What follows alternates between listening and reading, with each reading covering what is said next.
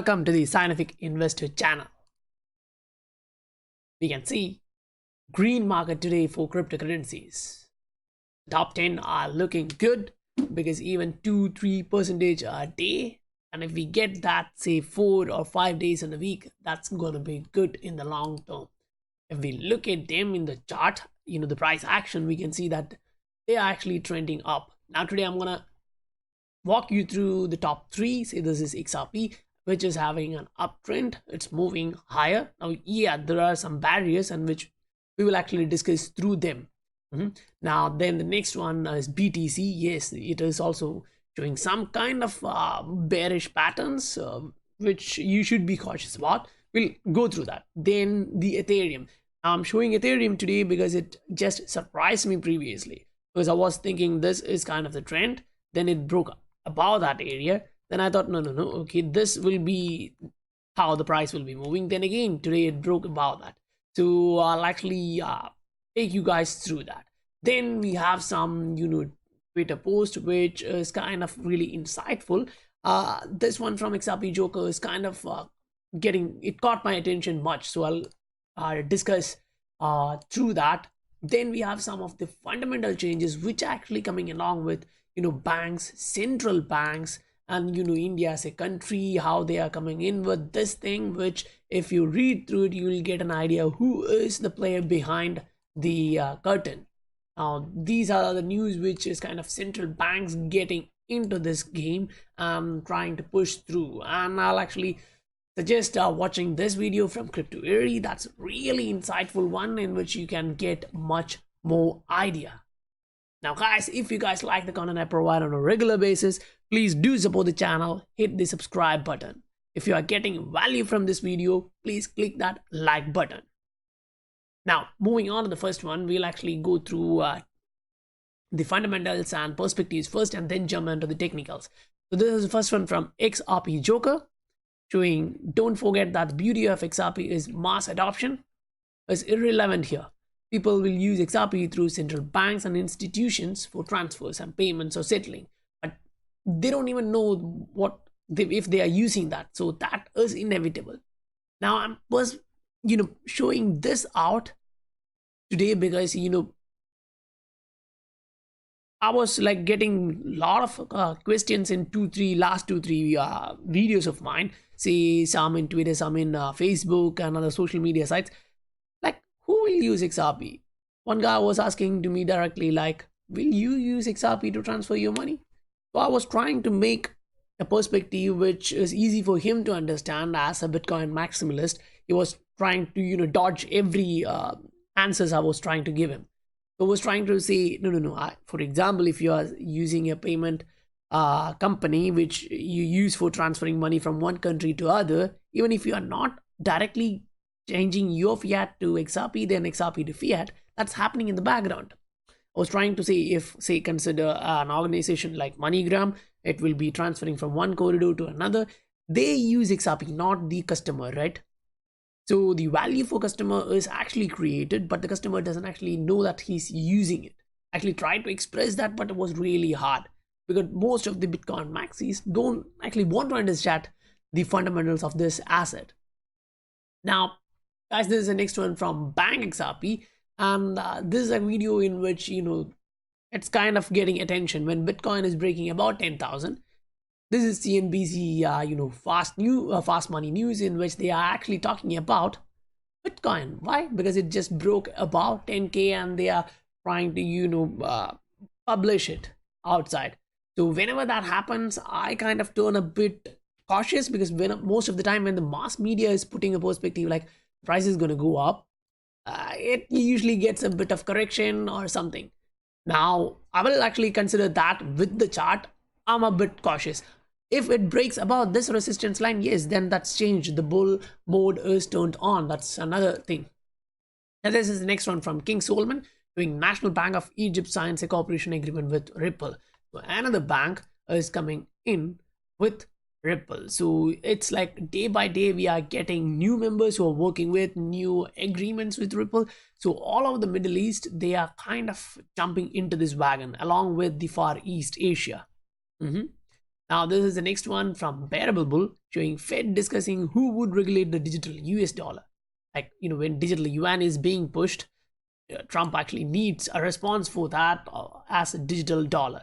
So say if they have a digital dollar and say consider digital yuan, digital rupee or whatever, Singaporean dollar, anything which are digital, they need some kind of bridge to convert from one to other, right? If they want to transact, settle the payment digitally, they actually need a bridge. And who can act as a bridge? Now we actually know that. Now I'll just play through this video for you guys because this gives you kind of an information why they're actually looking at it. Thank you for your work with Governor Brainerd and our discussion that we had with the governor and the staff about the concept of a digital dollar and the work being done at the Treasury about that. I won't belabor some of the points that Representative Foster made, but a couple of comments that I'd have for you on that. Would you advise our committee or ask the Fed to advise our committee what legal authorities the Federal Reserve might require in order to consider the use of a digital dollar? So again, they are looking at, controlling that. So most of those guys who are in the crypto community will be thinking, no. We are not going to be controlled by others. So in that perspective, this is kind of weird. They are going to control us. They're trying to control us. But that is, what governments does. And if they can't do that, they'll try to find out an alternative to do that. Now, I'm not saying XRP is something which is planned and designed for the central governments to control this, but, it actually does in that aspect. But at the same time, if you want to transfer money without them knowing it, you can actually do that, right? Say, get into an exchange, transfer your fiat to XRP, then do the transaction in seconds. So that's also possible. But the majority of the people won't actually be doing that. They will use institutions like MoneyGram, SendB to transfer or remit money from where they work to their home countries. Now, this is the next one from Peter West, showing, India is kind of, pioneering a global business model for digital payments. Now, when we actually go through that article, we have some important news.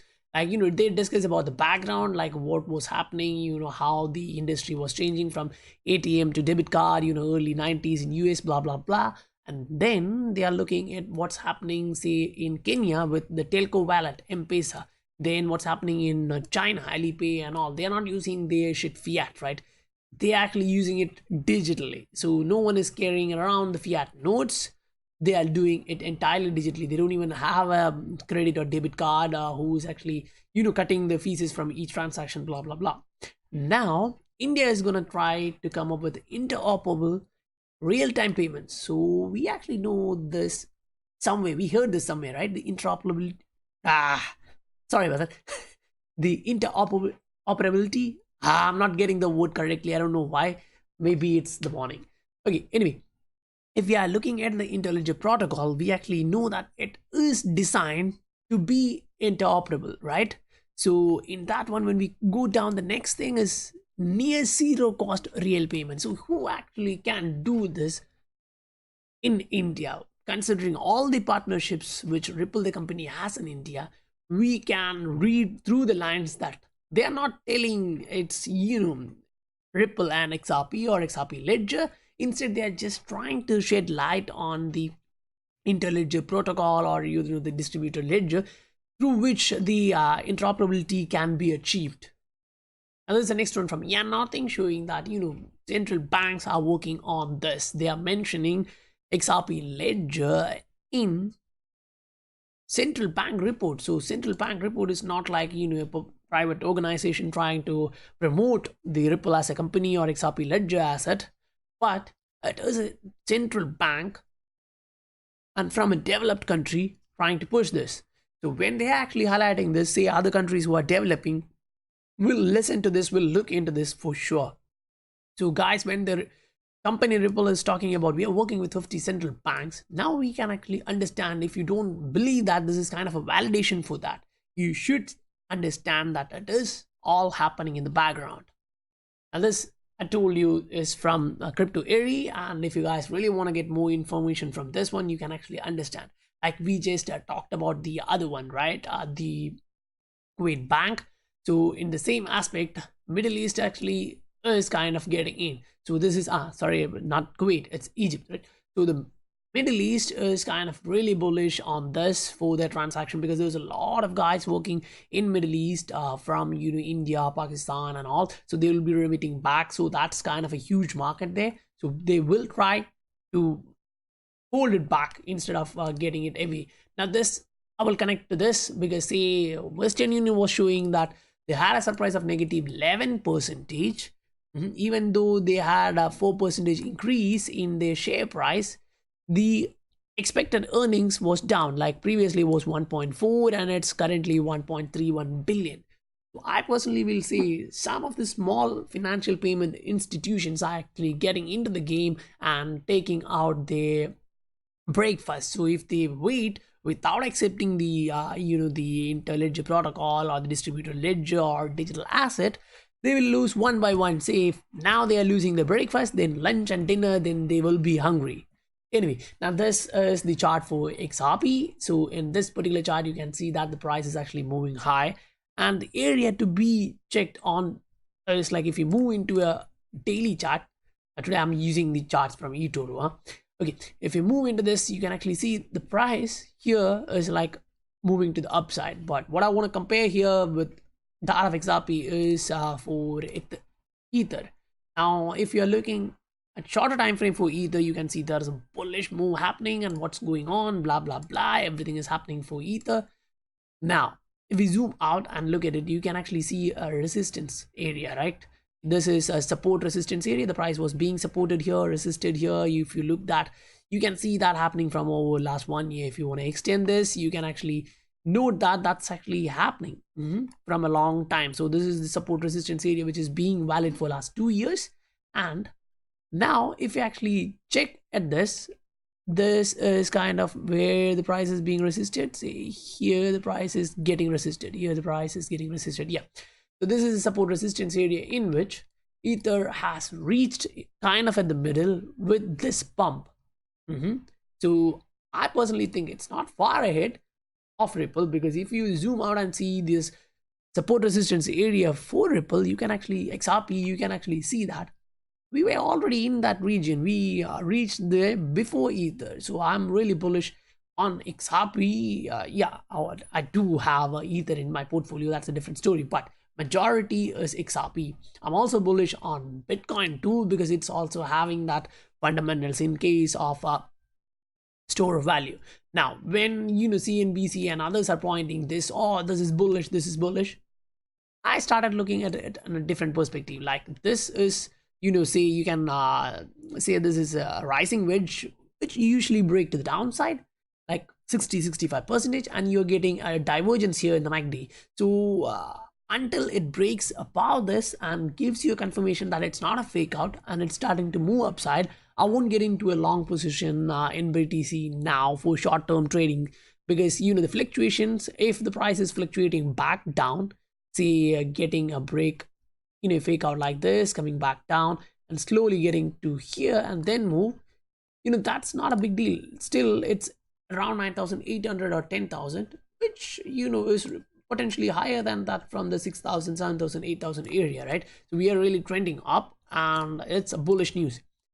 Now, if you're looking at that in a daily, it's okay, it's cool. Like we have already moved, say from this point to here, we have already moved around 60%. So even if we get a 10-20% correction, that should be perfectly fine. Now, looking back to XRP in a shorter time frame, say a 1 hour chart, we can actually see that yes, we are kind of following the pattern of Ether, say, which if you look at Ether also in a kind of similar short time frame, you can actually see this one, a curve, then a bounce, again a curve and a bounce. But this bounce here is really exponential considering XRP, because you also get the same here, a curved, then a bounce, a curved and a bounce. But this bounce was actually resisted here, and the reason for that is because we are kind of already in that long-term support resistance area.